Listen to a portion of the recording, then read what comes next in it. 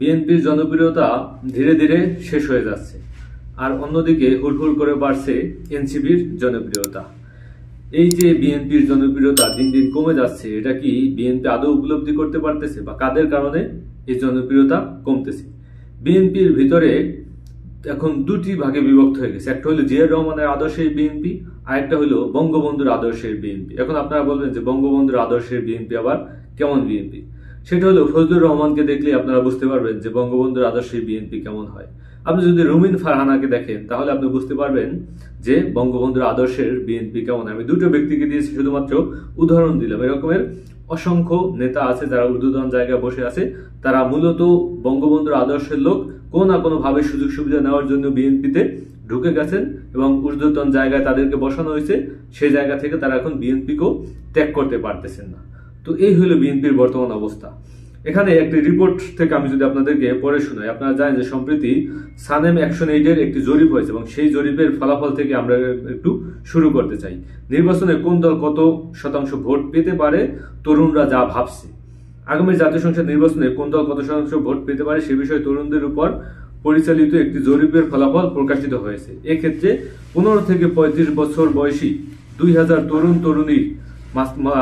তরুণীদের মতামত নেওয়া হয়েছে। মানে 2000 তরুণী যাদের বয়স 15 থেকে 35 তাদের মতামত নেওয়া হয়েছে এবং এই নির্বাচনে সবচেয়ে বেশি 38.76% ভোট পেয়েছে বিএনপির পক্ষে মত দিয়েছে 38.76% এবং জামাতের পক্ষে ভোট পড়েছে 21.45% এবং নাগরিক পার্টির পক্ষে ভোট পড়েছে 15.84%।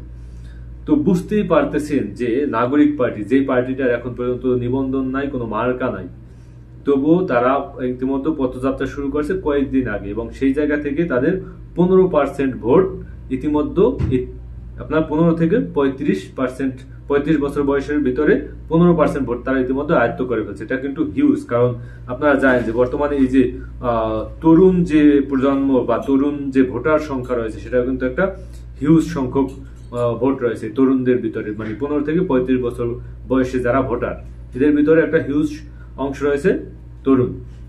তো আসলে এই যে আপনার মিডিয়া যেটা প্রকাশ করলো, এখন মিডিয়া তো সমস্ত মিডিয়া, বাংলাদেশের সমস্ত মিডিয়াই আপনি বলতে পারেন এনসিপির পক্ষে কোনো মিডিয়া নাই। শুধুমাত্র কালবেলা তো না, শুধুমাত্র আমার দেশ দুই একটা রিপোর্ট করে। এছাড়া আপনি কালবেলা বলেন, মানব জমিন বলেন, প্রথম আলো বলেন, ডেইলি স্টার বলেন এবং বিশেষ করে বসুন্ধরা গ্রুপের যতগুলো পেপার পত্রিকা আছে সবই কিন্তু এনসিপির বিপক্ষে লেখে। এবং অনেক নিউজ মিডিয়া, যেগুলা টেলিভিশন মিডিয়া, তারাও এনসিপির বিপক্ষে রিপোর্ট করে এবং তারা যে বড় রকমের যে ইয়াগুলো করতেছেন, পথযাত্রাগুলো করছেন, সেখান থেকেও কিন্তু তেমন কোনো নিউজ তারা প্রকাশ করে না। তো এই যে সমস্ত কিছু, এমনকি বাংলাদেশের প্রশাসন বলেন, বাংলাদেশ সেনাবাহিনী, আপনারা জানেন যে হাসনাত আব্দুল্লাহর সাথে সেনা প্রধানের একটি ঘটনা ঘটেছে।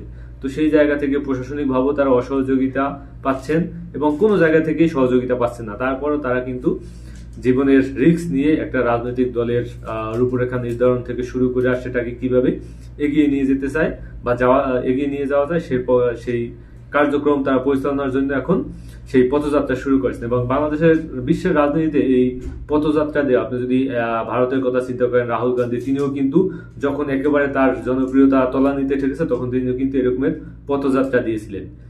ইমরান খান, পাকিস্তানি ইমরান খান, তিনিও কিন্তু পথযাত্রা দিয়েছিলেন। বিএনপিও কিন্তু এই পথযাত্রার করছিল যখন আপনার জিয়াউর রহমান ক্ষমতায় ছিল। তো সেই জায়গা থেকে এই অঞ্চলে আর কি ভারতীয় উপমহাদেশে পথযাত্রা দিয়ে তাদের জনপ্রিয়তা বৃদ্ধি করার একটা সিস্টেম রয়েছে। তো সেই জায়গা থেকে তারা কিন্তু এই পথযাত্রার সিস্টেমটি অবলম্বন করেছে এবং ইতিমধ্যে ব্যাপক সাড়া পড়েছে।